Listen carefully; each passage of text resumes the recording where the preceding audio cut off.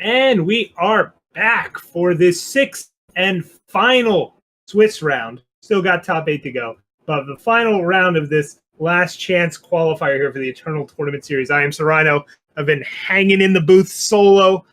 I'm still up, and so are all the players. So we've got a nice matchup coming up here between two players that are currently sitting at 4-1. So if they win this, they are definitely into the top 8. And if they lose, no guarantees. They might not make it, and they'll have to wait and see their tiebreakers. But we've got TheClam on the worst named deck in Eternal, aReNGee Blue. It's served TheClam well so far, getting them to 4-1. Notably, no sideboard. That's not some graphical error or something where it didn't fit. TheClam solved the meta, knew the exact 75-card deck they wanted. Control doesn't need any extra options or removal to change around. Rise to the Challenge will fix all those problems anyway. So, yep, aReNGee Blue, 75 cards, no sideboard at 4-1. Clam's doing something right with that. On the other end, we've got Alebonghi with Praxis Midrange, and I think I somehow pronounced their name correctly. So we've been seeing this deck do quite well in the middle of the season. Notably did not make the top 8 of yesterday's Eternal Tournament Series open, but that does not mean the deck is bad by any means. As we see here, it is 4-1 and on the brink of making it to top 8. So you see all of the hits here, your Temple Scribes, your Amber Acolytes and Dawnwalkers, but notably with this core of Amber Acolytes and Scribes and Wisps and Initiates, the Obelisks are still on the side, instead opting for a few more bigger, more powerful cards, or really almost an old school Praxis mid-range list, where we've seen some bigger versions with the Obelisks in the deck and the Mystic Ascendants in the main deck, and instead here opting for the earlier versions of Praxis midrange, where it was more proactive, more aggressive, with Praxis Displacer, the full 4 Obliterates, a couple Predatory Carnosaurs, and even the Flame Blast in there. So instead going with a slightly more aggressive tilt, but still a consistent build of Praxis midrange with those Amber Acolytes helping to shore up the power issue. So we're going to jump into the game here and get going with this match. We don't want to sit here and talk about these decks all day. Instead, we want to see some Eternal action. So the players will be getting into the game, resolving mulligans, and then we'll give them the go-ahead. So they'll be getting that soon enough. We're already looking at TheClam's hand here. They'll redraw it, as that's only 1 power. Don't have a hand cam set up for Alebonghi, so we'll just have to speculate on what diabolical time mid-range and fire mid-range threats that will be lurking in their hand, just like TheClam will be. And in the meantime, let's play some Eternal, right?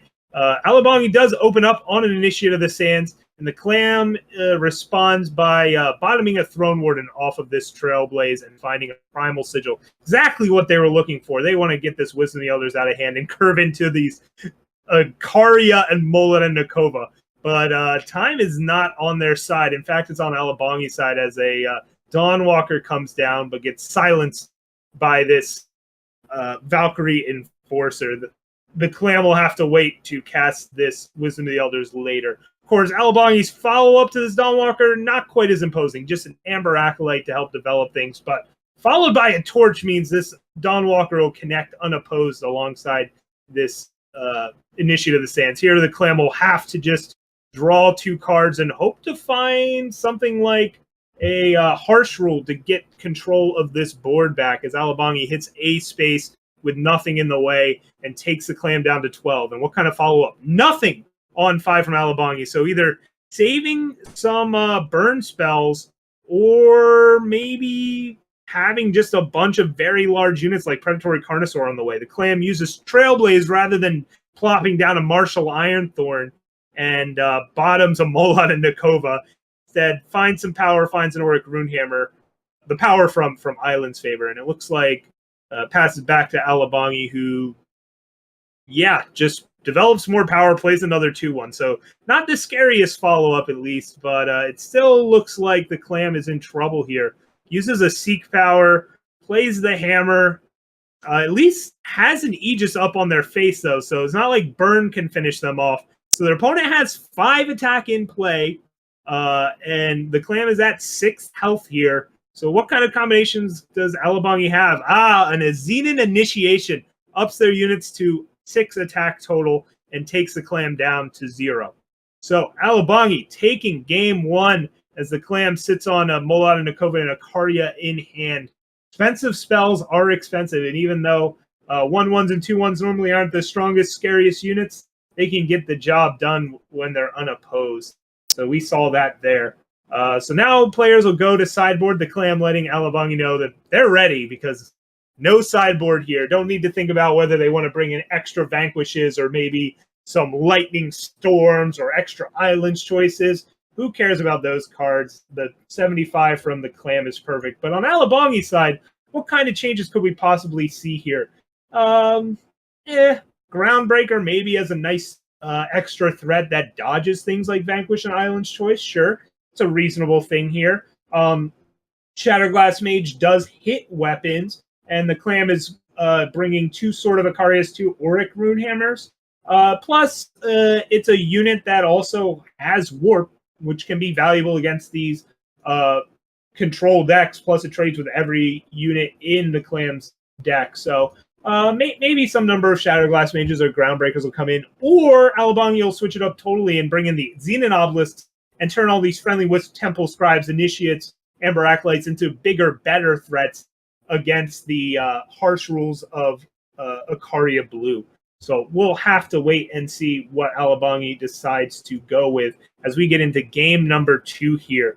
Alebonghi gets the play, is certainly got to be happy about that. The Clam, looking at this, it's a keepable hand.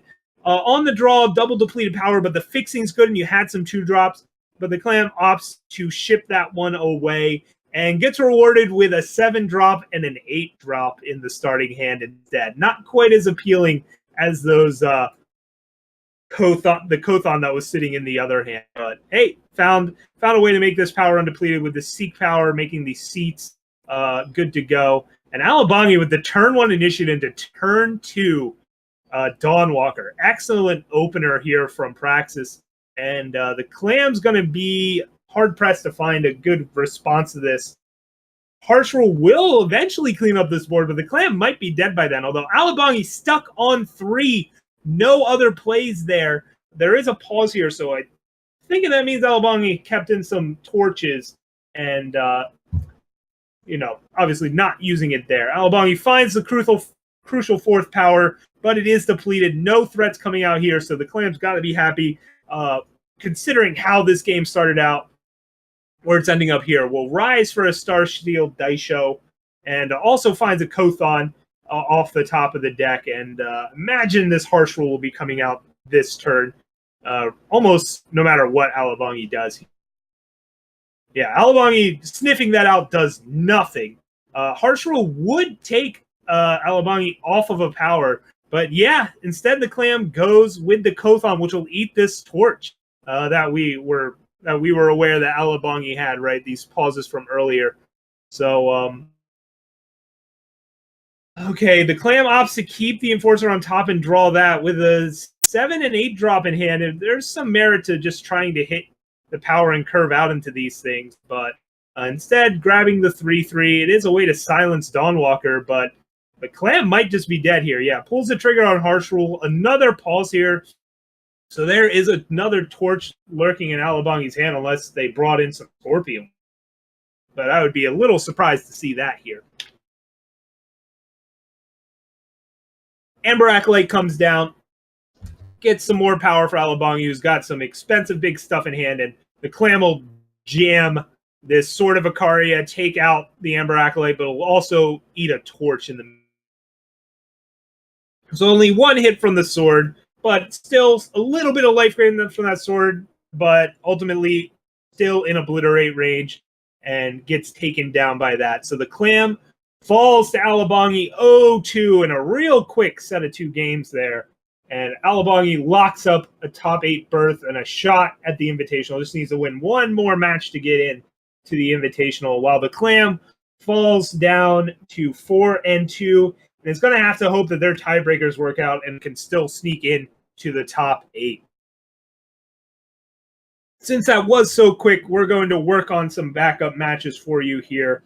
But congrats, Alebonghi, for moving on to the top 8. And TheClam, the no sideboard bold tech didn't quite work out there for them, but still, they got to 4-2, still could make the top 8. And yeah, congrats to both players for a strong showing so far. And best of luck in the next round if they make it, right? Alebonghi moving on to the top 8. If they win in the top 8, all you have to do is top 4 to get that invitational berth. So that is what Alebonghi's looking for. That lean, mean, fast practice machine, obliterating the opposition, and hoping for a repeat of that. I'm sure Alebonghi is in the top 8. But first, they've got to wait around for the rest of the matches as we work on some backup. So we're going to cut to music real quick, send out some messages, put our feelers out there for what matches are going on, and find some more eternal excitement in just a moment.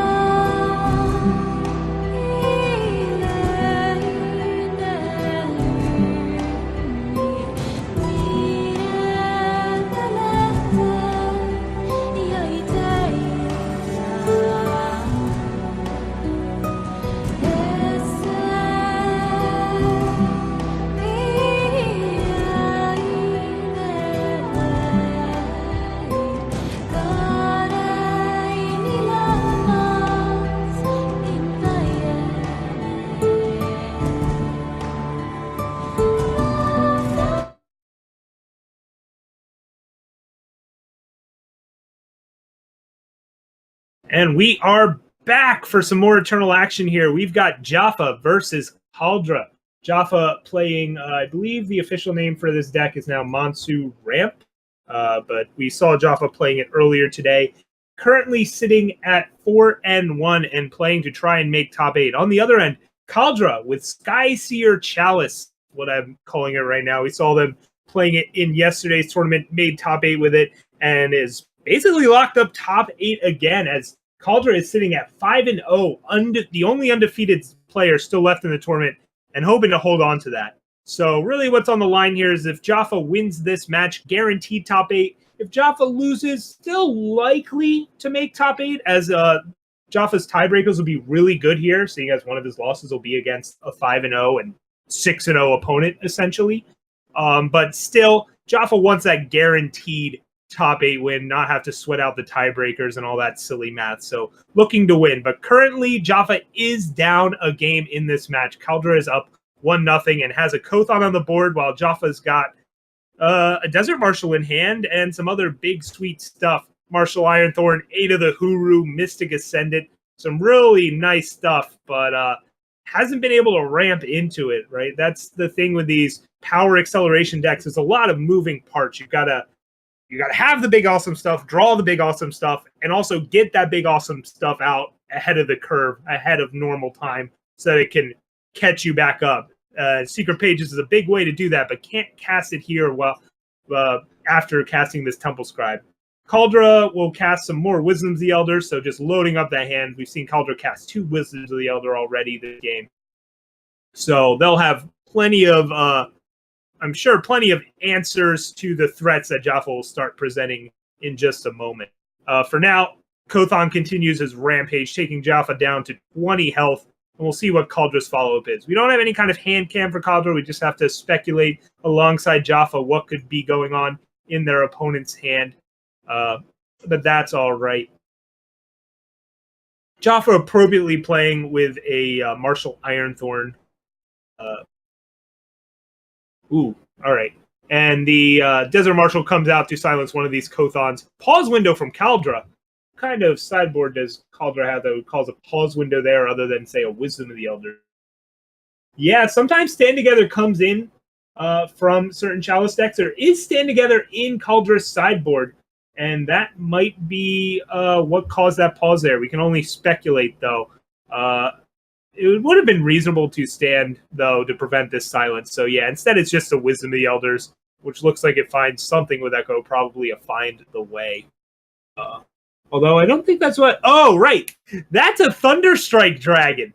Khaldra is on the Skyward Seer Chalice that plays a 1 of Thunderstrike Dragon. So that is not Find the Way. There are 0 copies of Find the Way in Khaldra's deck. That is a copy of Thunderstrike Dragon that they drew off of that Wisdom of the Elders. And that could be coming down right here if they so desire.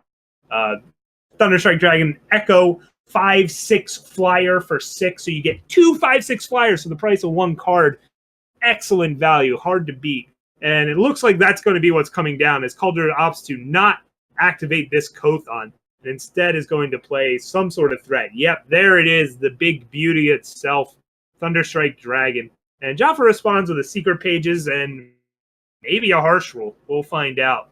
Harsh Rule here, though, while it would clean up a Kothon and a Dragon, Khaldra's got another Dragon in the tank still to go. So we'll see what Jaffa opts to do here. Instead opting to go with Ironthorn plus power, ramp up 8, and take some hits from these flyers, because now Khaldra can just be content with the board state as is and activate the Kothon and just take to the skies. I doubt we see another Dragon committed to the board, but it also might be a spot where if Khaldra did actually bring in Stand Together or Backlashes, could try and hold those up. Also, Island's Choice, right? There's a lot of things Khaldra could be sitting on, and yeah, the fact that Kothon's not activating there means I expect Khaldra to hold up some amount of power. Using Desert Marshal here to silence the other Marshal, Mr. Ironthorn himself, and yeah, Khaldra just seeks for some power and will leave up some amount of power here. We're not sure how much. Looks like the number is 4.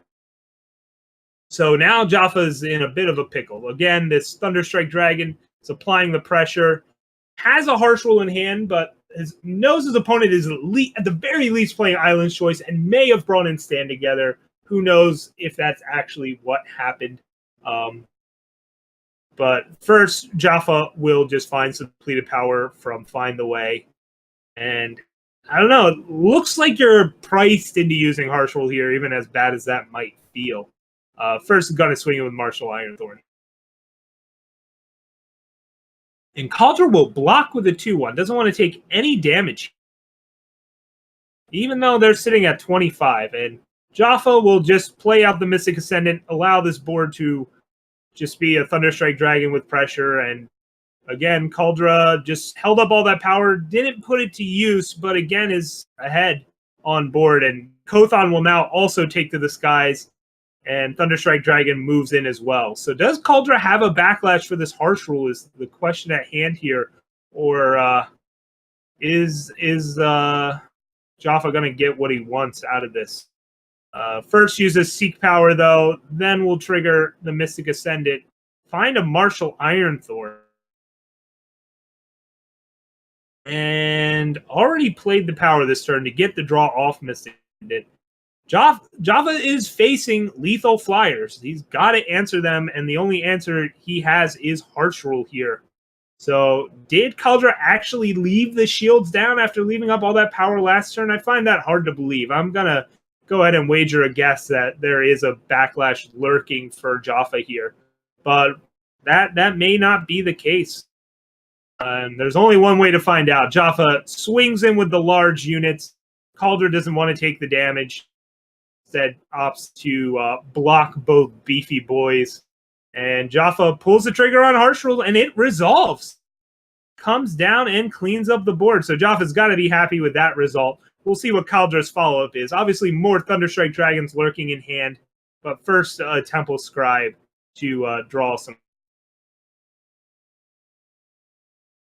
And the Parliament's the other follow-up here. So, again, lethal flyers have been presented. Jaffa draws a Stand Together. You don't see that alongside Harsh Rule too often. But there it is. And it looks like nothing to do there except scoop it up. So Khaldra just overwhelming Jaffa. Too many flyers. Jaffa can't ramp into this 8 of the Huru fast enough. Goes down 0-2 to the Skyward Seer Chalice. Thunderstrike Dragon making itself known there in that game. Nice stuff from Khaldra. Locks up a 6-0 run through the Swiss. All Khaldra needs to do now in the top 8 is win one more match, and that's an invitational invite.